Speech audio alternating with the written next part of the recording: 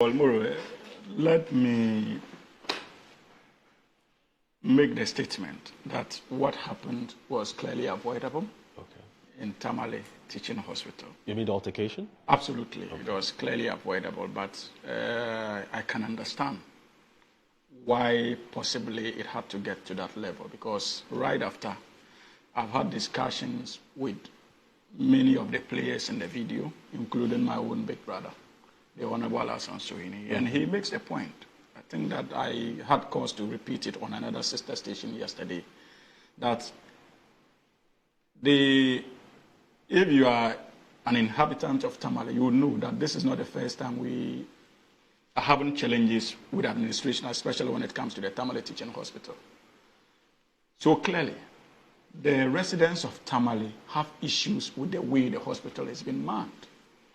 Indeed, not long ago, I think the last 4 or 5 years or so, you also read in the news of some party activists of the New Patriotic Party actually going to demand the dismissal of the chief executive of the Tamale Teaching Hospital, because they also felt strongly about the way that they felt that the way the hospital was being managed wasn't proper. And so they needed some level of accountability. Okay, this was when? Last year? I think about 2-3 years ago. Okay. I cannot really remember. All right. But it was in the news as well.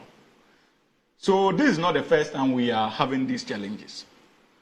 There are so many complaints that are coming up from the hospital, especially when it comes to how they treat patients and how they respond to emergency situations. This informed the decision of the health minister to visit the Tamale Teaching Hospital unexpectedly. Okay. Indeed, it was largely based on complaints that he received from the good people of Tamale. That's why the visit was unannounced. It was not meant to witch hunt anybody. It was simply to demonstrate a hands-on approach to the problems confronting that sector. Tamale Teaching Hospital, for that matter. And to appreciate it, he needed to be there himself. So I'm told when he landed... So that's the video you shot? Yes.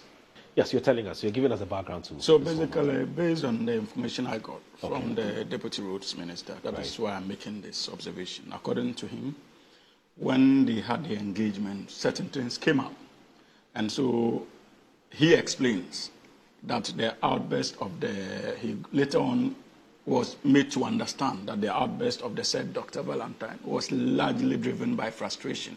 Okay. Because he picked up information, and I also picked up that information later on, that he's one of the most hardworking doctors that you can find in Tamale Teaching Hospital. Indeed, there are instances where he's had to go out of his way. He had, went out of his way to use his own resources to acquire necessities just to ensure that the hospital keeps on running, especially his department. So he's a dedicated young guy, very committed to the job and willing to contribute his quota to uplifting the image of the hospital. So you can understand, on a daily basis, you walk into the facility as a doctor, you don't have access to water, you don't have access to the necessary things that you need to be able to do your work well.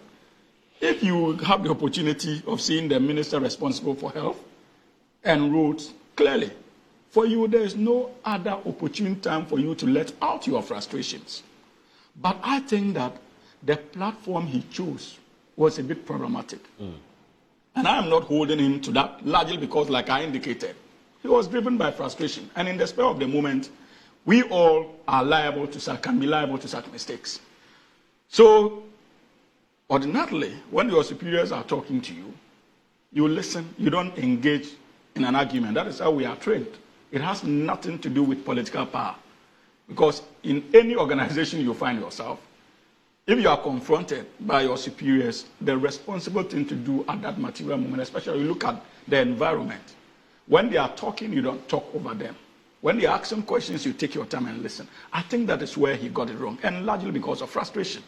And that's why it is easier for the system to forgive him. Because clearly, he's a dedicated young guy, very committed, apart from the work he does in the hospital. I'm even told that he has NGOs on the grounds educating the people about health, like healthy living.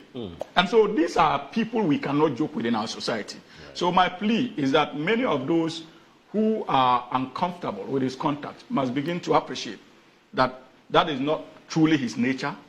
At least you walk into the hospital, you see people dying from avoidable deaths. So what caused the misunderstanding between him and the deputy roads minister?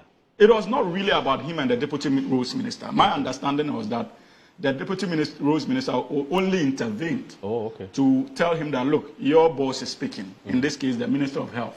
And so the only responsible thing to do at this stage is to listen and not interject. But if you are given the impression that you are not willing to listen and you are going to engage him in an argument, then what image are you portraying to the many out there who feel, especially the patients, who feel that when they come to this hospital, the doctors are unwilling to listen to them and they are not patient with them?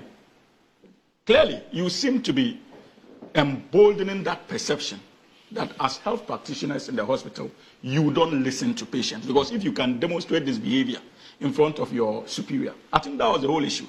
But even after that, that's why I made the point that the Honorable Minister, Deputy Minister in charge of roads, indicated that he also later on picked up information that the guy is a dedicated young guy and was largely driven by frustration. And so it is easier for his excesses to be forgiven. And he's been in the media explaining to the good people of this country that, look, what you saw out there was largely driven by frustration. That guy is a fantastic guy, dedicated to his work. So I'm surprised with the statement of the Ghana Medical Association. Largely because, first of all, if you look at the video, there was no encounter or scuffle between the chief executive officer and any of the ministers present there. Indeed, the minister only complained about the inability of the hospital leadership to ensure constant supply of water, because hospital water should be basic. It should be basic. So if after several years of being there, you do not have a workable plan of ensuring supply of water to the facility, then clearly you have no business being there. But aside from that, I've had an encounter with the SAC CEO, another fantastic doctor, gentle, very calm, collected. When it comes to his demeanor, he's one gentleman you would have no option than to respect if you encounter. And he takes his time to listen to you. But I believe that the government has been moved to take this decision largely because of his managerial expertise. Because if you are unable to provide an essential and basic commodity like water to ensure the functioning of the hospital, and your excuse is that Tamale has water crisis. In our homes, even though Tamale has water crisis, we find a way of having water. There's water. It is not as if there's no arrangement you can reach, especially even with the Ghana Water Company Limited, to ensure that we have constant supply of water to that facility. It is doable. So I'm sure these are some of the reasons that informed government's decision to sack the CEO. It had nothing, absolutely nothing, to do with the scuffle between Dr. Valentine and the Minister of Health on one hand and that of the Deputy Minister for Roads. It had nothing to do with it because, like you have played out, you saw the CEO in white. No encounter or no scuffle or whatsoever with the ministers who were present. But I think that the decision was taken largely because of what the Honorable Akando experienced. Because after they had an engagement with the leadership, so many issues came up as a result of that engagement that probably informed his decision to engage His Excellency the President, for the President to take this initiative by directing the dismissal of the Chief Executive Officer of the Tamale Teaching Hospital. In any case, what is the Ghana Medical Association saying? Are they beginning to question the authority of the President or the Minister of Health to sack CEOs of teaching hospitals? Absolutely not. So they must be careful. What the minister is exposed to, they are not exposed to it. If they have concerns and they need to understand the rationale behind that decision, the minister's doors are open. This attitude of us jumping the gun and trying to release press statements largely because we are interested in satisfying our support base must stop, especially with an institution like the Ghana Medical Association.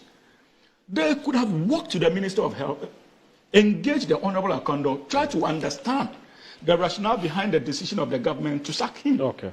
And if they were not happy, then they proceed to issue such a statement. But reading the statement, Moro, is clear that they simply read what the media churned out and decided to issue a statement at the back of that. You listen to the Minister of Health there.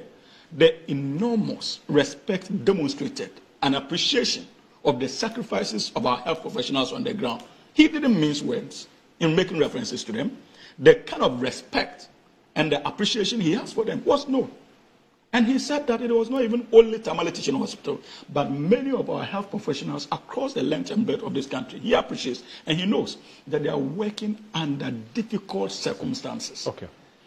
But they need to still put in their very best.